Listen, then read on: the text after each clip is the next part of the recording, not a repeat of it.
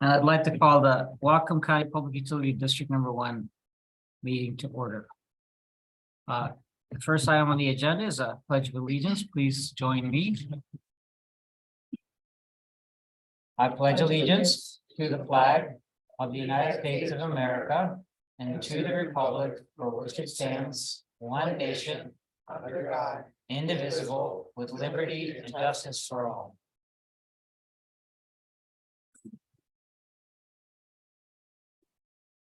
So the next item on our agenda is the approval of the agenda. Are there any changes or modifications to the agenda? My only, I guess, comment here is just our estimated end time, and I was hoping we could end a little closer to around 9:40, so I can get to a PUD related meeting at 10 in Linden. Do you think that would work for both of you, or should I shoot a text and reschedule the meeting? It would for me. It looks like we have a pretty light agenda. Yeah, and I think that one of the things we could do, Commissioner Grant, is if we really are running up against a time constraint, which may not be a problem, then perhaps we could run the rest of the meeting public comment, or if there, some commissioner reports and that kind of thing. Without you. Does that work? Is that allowed, John? Okay, that sounds great to me. Well, we'll do our best. So any other changes or modifications to the agenda? Okay, then I'll have a motion to approve the agenda. I'll make a motion to approve the agenda. I'll second. There's a motion and a second. All those in favor, please signify by saying aye. Aye. Aye.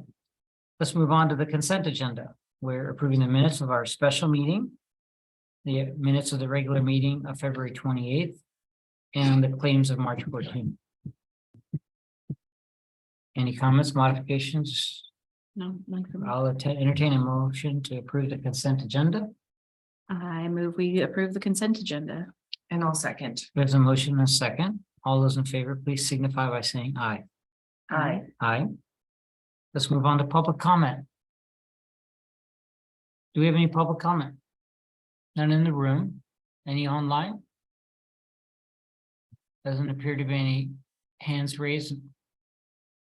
We have a second public comment period at the end of the meeting. So if there's no comment, then we'll move on to old business. We have two items under old business, the broadband update and the adjudication update. So regarding the broadband update, who's going to provide that? Commissioners, Andrew is going to give you a brief update. I believe he's online. Andrew?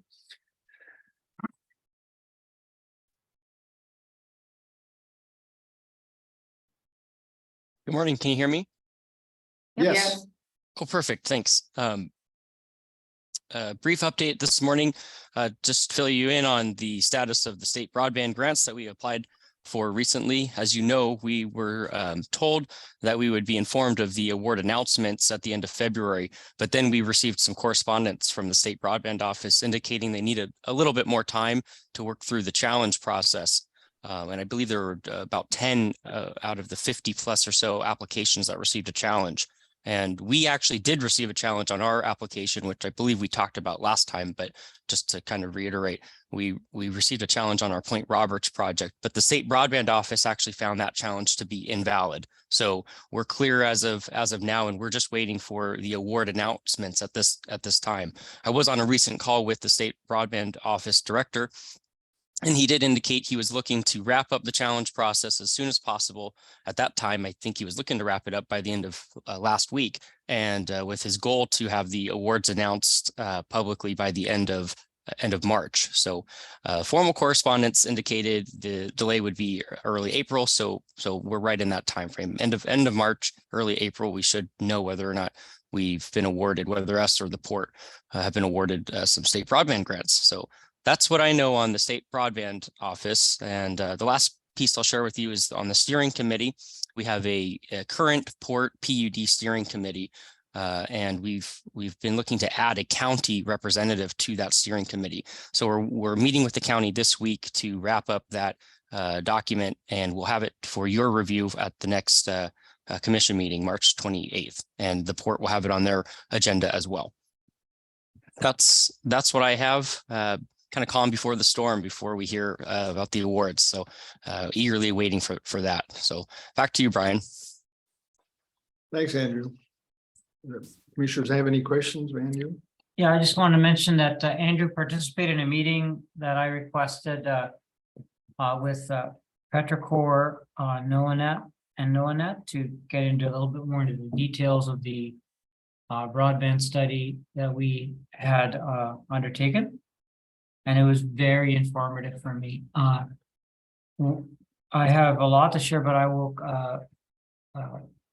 just focus on the key point for me. The key point for me out of that meeting was that there really has never been a recommendation group in the state of Washington that has recommended a public entity pursue retail broadband. Never. Now, we all know about Anacortes, And Jefferson. but they did it on their own volition.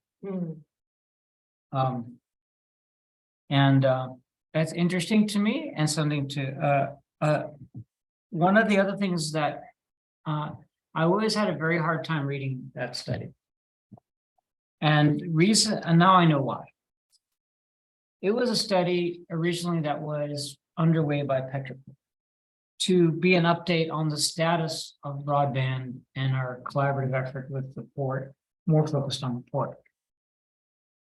It was an afterthought to explore retail options, specifically for our rural deployment of broadband.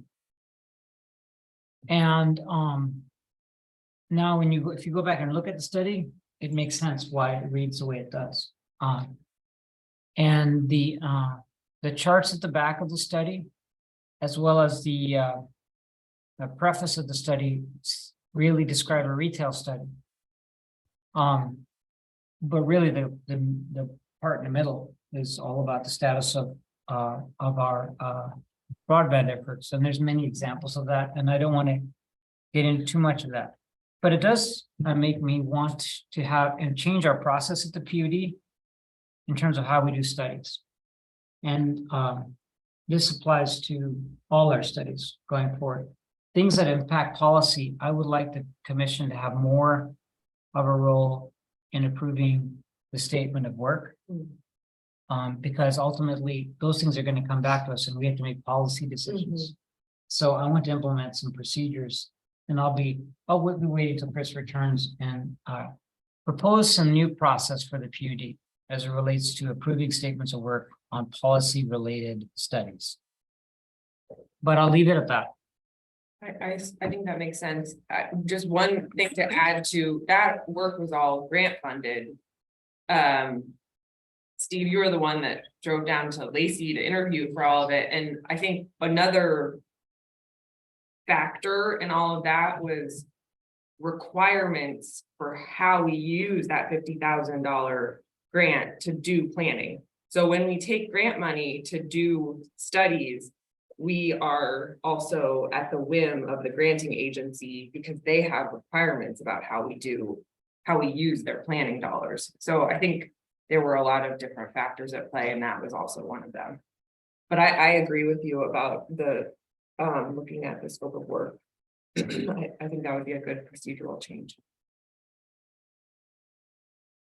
Any more on the subject of the broadband update? Nothing. Okay, let's move on to the adjudication update. No updates here. The House Bill 1792 is on the agenda for the Senate Agricultural Resources Committee this Thursday at 1:30. I've submitted a letter already in support of that. I spoke to Bill Clark. He's going to be testifying there. I'm not intending on testifying. I'll be out of town. The message the last time was brief, short. Really don't testify. They want to get go on. We're the last item on their committee's agenda, and there is someone who signed up as Con, but no one knows who that is. David Christensen, but the spelling is different than David Christensen at a college. And so Bill, I spoke to Bill about that. I raised let Bill Clark know, and he's just tracking down with where things are at. On the budget proviso, the tribes came back, or Ecology came back with a couple edits to the proviso on funding, and the tribes came back with some additional edits to the proviso this past week. Nothing material in my view. Things that were already within control of Ecology or others, but such as any grant funds can't be used to challenge another party's water rights in the context of technical assistance. It was just to help people prepare claims. It was so it's suspenders and bootstraps on what the technical assistance grant funds could be used for. So that hasn't been our primary focus, but it's moving through the process. And you have one quick comment, but any comments on adjudication? I attended the Water Resources Advisory Committee yesterday. I don't think there's anybody from, Chris Elder was there from Whatcom. I don't think any of our team was on that board. Okay. Robin gave an update on the adjudication. She talked about 1792. And I would say favorably. And I did make a brief comment about it, and gave credit to all of you guys. So sorry. I complimented you guys behind your back, but I appreciate very much the work that our team has done on the subject, and I think it's good for the community to know that you can constructively form agreements with tribes and the community to move things forward, and everybody's rooting for us. So because we're hopefully a bellwether for other communities. So that's any more under the adjudication update? Okay, so let's move on to new business. Yeah, commissioners, we have the first item on new business is a presentation by NC. And then following that, there's an action item related to that. It's consideration of approval of a contribution to NZ work. So, and we have as presenter today to kind of take us through slideshow on work that the NC has done in the past. And Daryl Gray, who's been a frequent guest at commission meetings, and I think most of you know him. So I'll turn it over to you, Daryl. Hi, thank you very much. Again, I'm Daryl Gray, project manager for the Nooksack Salmon Enhancement Association. I appreciate you having me, and going to give you a brief overview of some of our accomplishments for 2022. So I'm just going to attempt to share my screen and see if everything works.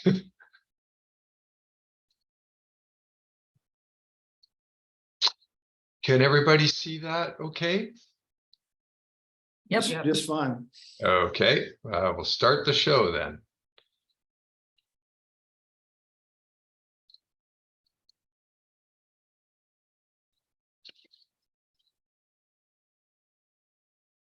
So there are a couple of crew changes since we met last year. Becca Pitts, third from the right, as a new crew member. She was the assistant supervisor for our WCC crew last year. And I don't know, sorry to be repetitive, but the WCC crew, or Washington Conservation Corps crew, their fiscal year starts in October and ends in September. So during the calendar year, we'll essentially have two crews.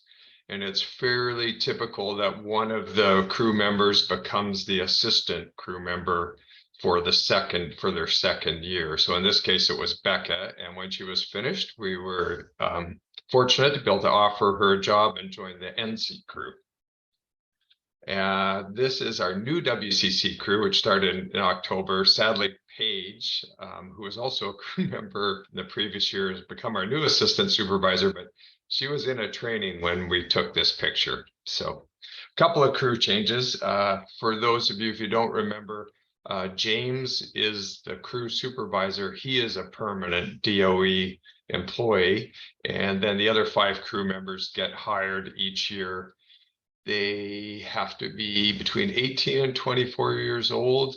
And they essentially sign a contract. If they complete their contract, they get a bursary of approximately $6,000 they could use for future education or past education expenses. Our riparian accomplishments, we broke a new record. So this is the most plants we have installed in a project year. We also, I think, broke record on how many sites. It's, I guess, a little confusing. Like, it seems like a lot of sites. I would have to say, like, some of those sites may only be 100 feet long. You know, some may be 1,000. So we don't say no to anybody. We're always willing to go out and do whatever we can to improve riparian habitat. We make a commitment and we sign a landowner agreement when we start these projects that they will be maintained and monitored for 3 years following installation. So we always have more plants that we're maintaining that we started in previous years. The pictures at the bottom, I just tried to throw some things in that are a little different than the year before. We recently purchased a drone. Somebody smarter than me made the purchase and learned how to operate it. And it's been incredibly useful to go back and look at older sites. Sadly, you know, if we're looking at an earlier site, we took those pictures from the ground or on top of a tall ladder. Once the trees get in the way, you can't see much.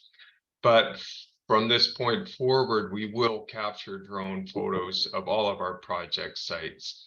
The beauty also of the drone or the software that we purchased is that you can enter a flight path that will be repeated annually. So it will fly and take pictures from the same aspect, same location. That's cool. So Yeah. this is just an example. Like tomorrow, this was a project on Deer Creek that we planted in 2003. And then this is the current project, a picture taken in the fall of 2022. So yeah, it gives I think it's a great presentation. It's also very useful for sites that are large or inaccessible, you know, where we can't maybe, or would take great difficulty to go back in and count plants and look at the health of plants. So we can instead fly those with the drone and do some remote site monitoring. So I thought that was a neat development. I was kind of intrigued by new technology. We also had a record year for fish passage projects. We removed 13 fish passage barriers. And I think we've installed more wood in other years, but we installed a lot of wood too. So altogether, we had 26 sites, which was kind of a record year for us. I've put in the picture in the bottom. We spent, I would say, at least half of the fish passage projects we worked on last year were repercussions of the flooding or high rain, high flow events that happened back in November 2021. So a lot of landowners that had private stream crossings, those crossings were compromised. During that event, I don't know if everybody remembers it, but it was an extreme amount of water in a very short period of time. This was probably the most dramatic example of our project we worked on. And this was another one on Deer Creek also. So you can see the lower picture on the left. It literally took all of the road fill away, overtopped the road and then cut back through it, just exposing the culverts. And that was replaced with a bridge, which obviously has a lot more capacity and is designed and engineered to deal with a 100-year flow event. So I'm not sure what a 100-year flow event is at this moment in time. It's constantly changing. These are the watersheds we worked on as far as fish passage projects, the fish species that we deal with, funding agencies that participated in these projects. And we'll talk I usually pick a few each year just to talk about, but I just threw just some examples of things we do. Again, the drone was used to take some construction pictures. The top left picture is that Deer Creek site. So it's kind of interesting, gives you a different aspect. Some projects like the one on the right, that is on a tributary of California Creek, so fairly small, but still very productive as far as coho habitat goes. I have to put the picture on the bottom of the left to contrast with the bigger bridge. So we do, again, we don't say no to anybody. So this person had a fish passage barrier, but they still wanted access. So we built them a little footbridge. And so, no equipment, just hands-on. That's a WCC crew installing the project. And then the lower right, I'll talk to a little bit more in following slides. This was also kind of a repercussion of, I don't know if repercussion is the right word, a result of some of the flooding events back in November of 2021, where channels actually avulsed out of their channels and into pastures and into people's houses. And I guess I chose this particular project. It's not, I'm going to focus on one project, but just to give you a little overview of how we do fish passage over time. So our ultimate goal would be to remove all fish passage barriers in one watershed, typically in succession starting from downstream to upstream. That said, if we see an opportunity upstream and we're fairly certain that lower barriers in the system are going to be removed, that doesn't mean we won't commence that project before the lower barrier is completed. So we did a fish passage assessment in Whatcom Creek, actually, I believe in 1998. And then we identified a number of barriers. And then over the years, as we've been able to get funding, we've started to replace those barriers. So this is on Whatcom Creek. And I don't know if you're familiar with Whatcom Lake, but just a little bit north of Mount Baker Highway. It crosses the highway just, I guess, would be just east of the Britain Road. You can see the Britain Road in the lower left corner. That Mount Baker Highway crossing is also a barrier. That was scheduled for 2022. I've heard it's still on schedule for 2023, but I know those things change. So that barrier is going to get replaced. And so we've been working upstream, and it wasn't a complete barrier, but it's certainly a barrier to some life stages. And so we've been working upstream, and of all the barriers we identified on Whatcom Creek, we finished the last two last summer. So the ones that are marked 2022 fish passage, those barriers were replaced last summer. So I'm just going to show you a couple of pictures of those projects. So this was one of the barriers. This is probably about 3 properties upstream of the DOT crossing on Mount Baker Highway.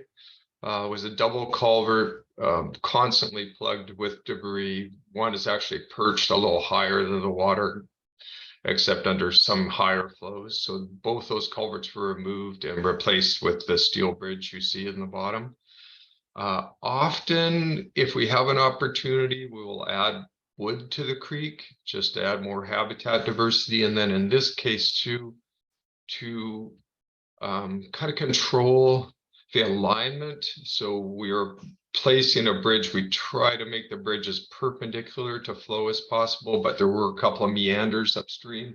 So just to make sure that over time that flow is directed roughly to the center of the span of the bridge, we've added large wood, and you're just seeing the tip. So those are like 30-foot logs that are buried back into the bank with the roots protruding. And there's actually another piece underneath this, and this is then if the creek starts to adjust vertically, it won't scour underneath and take out the bridge foundation. And as I mentioned too, can't really see it here, but the first piece of the wood on the right lower picture is creating a nice pool underneath. I was out there a few days ago, and so that is adding more diversity of habitat. So it creates pools, which are great for holding and juvenile rearing. It also helps sort the gravel. So just downstream of that piece on the right, you'll start to see some finer gravel sort out, and those would be great for spawning salmon. This was the other crossing. This is the first crossing downstream of Whatcom Lake, and this landowner, we have 2 different projects going on their property. They have about 1,000 feet of channel. It's all in agriculture, very nice landowner, and wanted to do something for the fish. So He had a number of failing banks, so we, in conjunction with the bridge, we also did about 1,000 feet of stream bank resloping to try and reduce the bank failure, and he's allowing us to plant all that and fence out the livestock. So that's a bigger scale project than the actual bridge. I did mention that, you know, in conjunction with road crossings getting washed out during the November 2021 flooding, a number of creeks also avulsed. And I mean by avulsed, they left their either historic channel or existing channel and moved, in this case, adjacent into a pasture and then just spread out. This site had actually, this is fairly common. Not so common today, but in the past, particularly with agricultural use, people would try and fix the location of the channel. So in this sense, I wish I had a little maybe better picture. Maybe one of the following pictures will show it better. But in the picture on the top on the before, if you look on the left side where the creek actually spills out, they've constructed a berm. And this was probably constructed, you know, earlier in the 1900s or midnight, maybe 1950 or so, because there's some trees on that berm that are at least 50 years old. So they've actually tried to push the creek to the left side of the valley and then make the area, the rest of the floodplain more, I guess, accessible for agricultural use.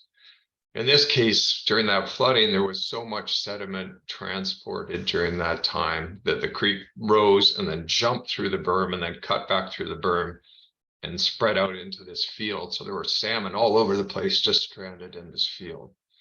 So we worked with the landowner. They were, you know, they've got some agriculture, but not on the scale of past use. And they were willing to give up a fair bit of that pasture and allow us to put the creek back into more of a natural historical alignment. We don't know if it's perfect, but it's certainly more stable than having it sitting behind that berm. And then this allows us also to extend the riparian buffer. So I don't know if you can see my cursor at all. Can you see my cursor? Yes, It's that line there. So that's roughly going to be the edge of their new buffer. And so then everything within here is getting planted through the Conservation Reserve Enhancement Program. And this is kind of a common practice that we do. So if you're familiar with the Conservation District's Conservation Reserve Enhancement Program, is where they lease back land from an agricultural landowner primarily. And then that area gets planted and maintained. And they get a payment for taking that property out of production. So that program can plant, but it cannot do in-stream work. So in cases like this or other, you know, where there's a bank failure or a culvert, maybe farm crossing in the middle of the project, we can find funding to do that work before the correct planting occurs. So this whole area in here then will get planted. There's just a couple of different views. So the creek kind of evolves. It got into a little bit of a ditch, but then it just kind of, the water's already receded, but this area is just kind of ponded. It doesn't ever get back into the creek, which is over here. I mentioned you can see this berm. There's some fairly large trees on that berm, so it was planted quite a long time ago. And then here's a different view.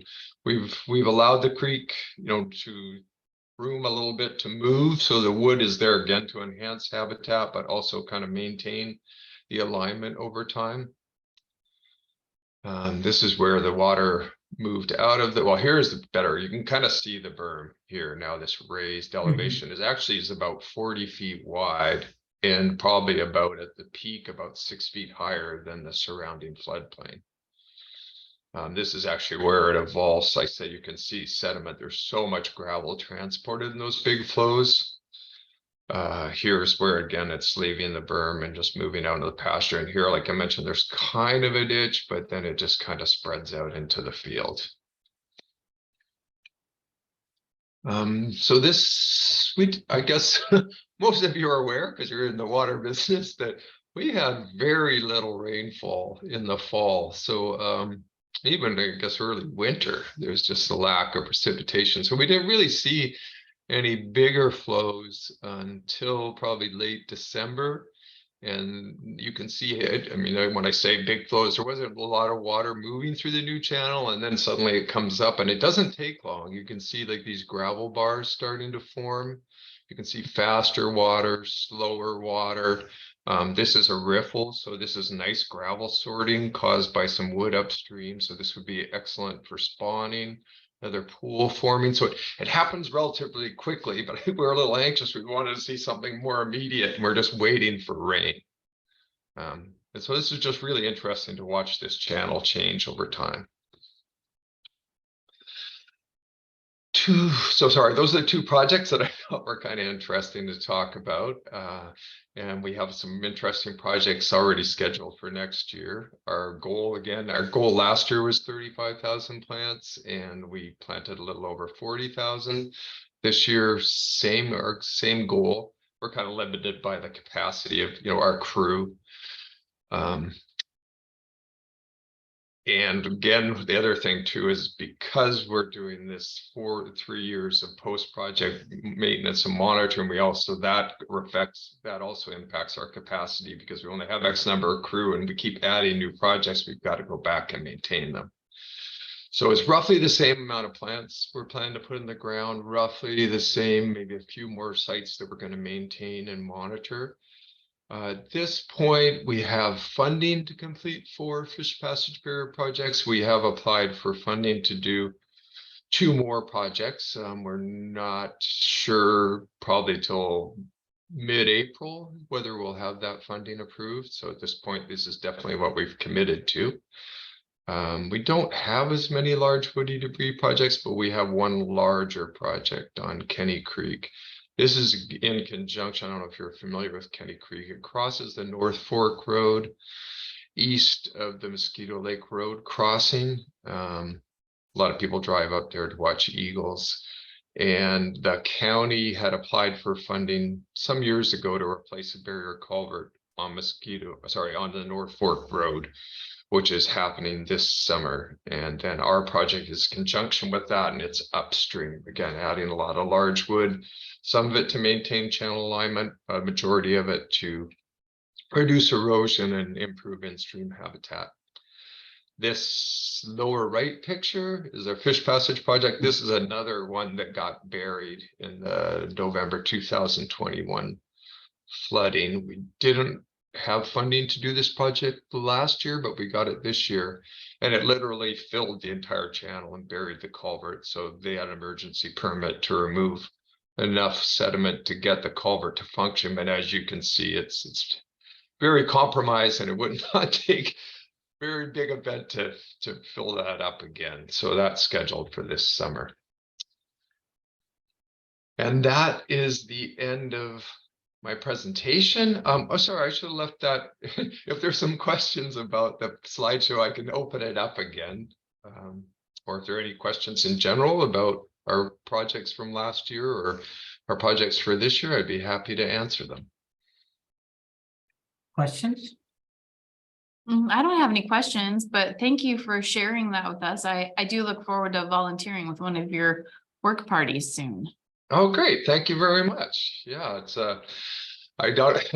been kind of a little cold and windy and rainy. I think we still had pretty good attendance. This weekend looks like we're jumping full into spring with some weather in the low 60s. So I imagine the attendance will come up a little bit for Yeah. weather plan. Yeah, certainly. For fair weather warriors. I also don't have any questions, but just extremely impressed by the work that NC is doing, and we're glad to be a part of it in a small way. Thank you so much. And yeah, of course, appreciation of many people, including myself, for NC. And as in previous years, if you need anything, we can do more to support. Please feel free to come back. Oh, thank you. Commission has been enthusiastic in this capacity for many, many years. And we very much appreciate what you do, and we're glad to contribute at this level, but are also open to discussing more. Oh, we certainly appreciate just the consistency. It's nice to have such a regular source of funding that you can count on. As most of you know, it sounds like you do some grant writing yourselves. It's you never really know. So it's nice to count on things, maintain some consistency over time.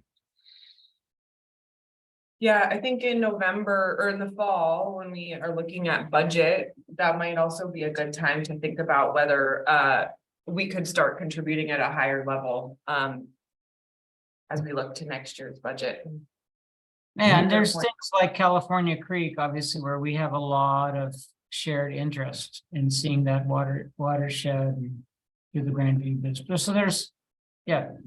You know Steve and you know our water team, and so yeah, open invitation there. Thank you. So I think we have a little bit of a time constraint, Daryl, so Yes.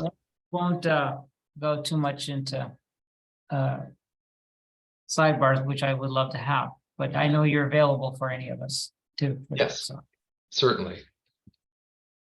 Great. So I think we have to approve something. That's correct. So let's see. What's Could you the help me with the funding, motion? what's the funding level at? 20,000. 20,000. So I'll make a motion to approve the $20,000 contribution to the Nooksack Salmon Enhancement Association. I don't have the resolution or the Is that language in okay? front of me, but I'll second that. There's a motion and a second. All those in favor, please signify by saying aye. I Aye. Motion. Thank you, Daryl.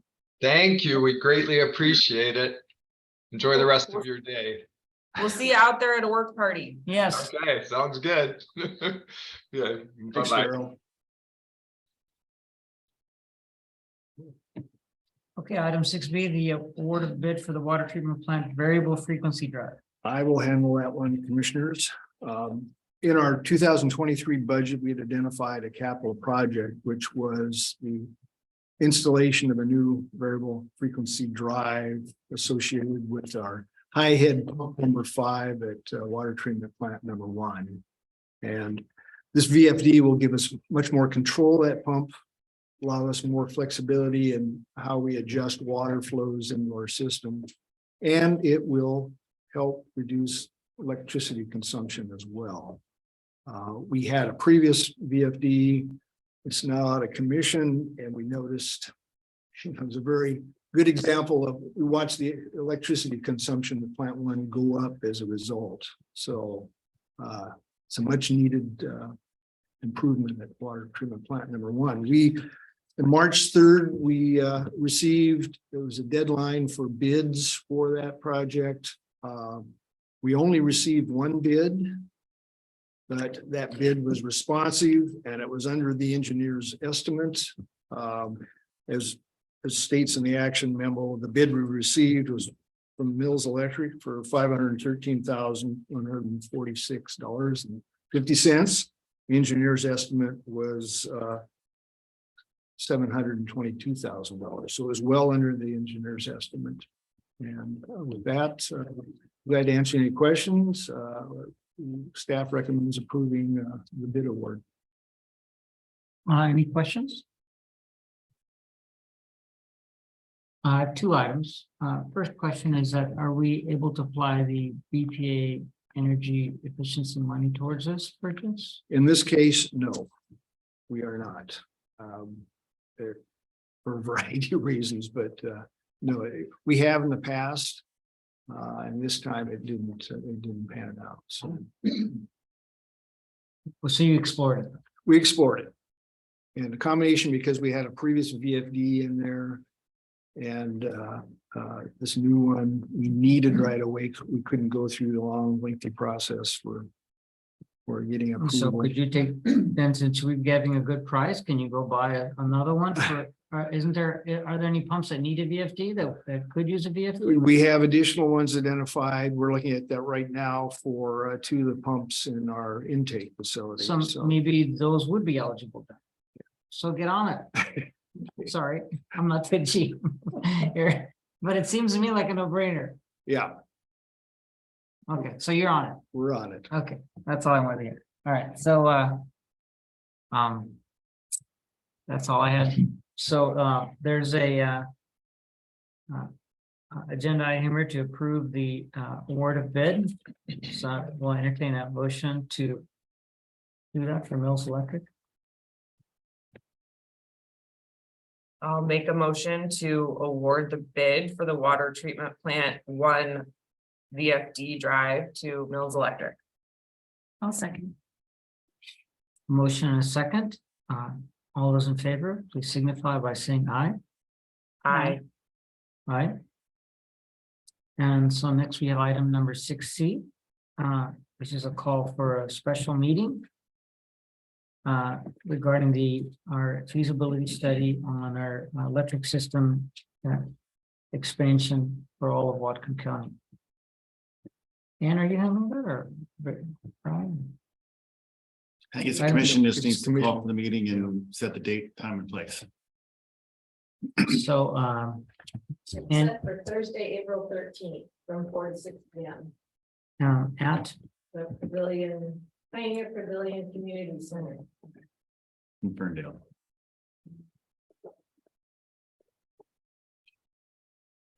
So I'll entertain a motion to call for that special meeting as described by Ann.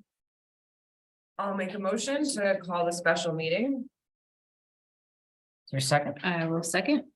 Is there any further discussion? There's a motion and a second. I'm sorry, it starts at 4 or 5. 6. Oh, Sorry, Ann, go it ahead. was suggested 4 o'clock. And the reason is I have to be somewhere at 6:30. Oh, so it's not from 6 to 8? Isn't that what we just said, 6 to 8? 4 to 6. Oh, 4 to 6, okay. Perfect, Does that work for everyone? that's fine. with me, Yep, Yeah. works for me. Okay. So Yeah, you gotta finish the motion. We got a set, we got a motion. there's a motion to have call for a special meeting as just described from 4 to 6 p.m. at Pioneer Pavilion. Is there a second? A second. Yeah. Oh, you did second it? Okay. There's a motion, a second. All those in favor, please signify by saying aye. Aye. Aye. Okay, let's move on to the general manager's report. In the absence of the general manager, I'll forego the report today. Nothing to report on this section. I'm sorry, I just have 2 things that perhaps you could pass on to Chris, but one, I think we're still waiting on the interlocal agreement between the county to have Andrew support the county with GIS work that would kind of help with some of the aligning broadband work with county road projects. And I know these things take time, but I just want to make sure we keep moving the ball on that one. So we'd love to get an update on that at our next meeting. And then would love an update on the on-site renewable energy project and the RFP. Ideally at our next meeting. Okay, so noted. Thank you.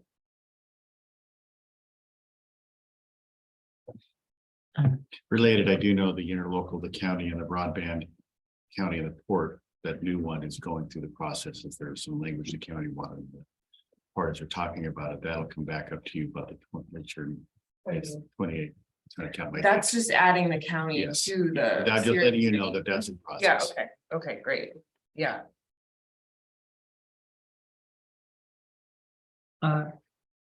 Move on to the operations report. For the sake of time, I just have one item of note.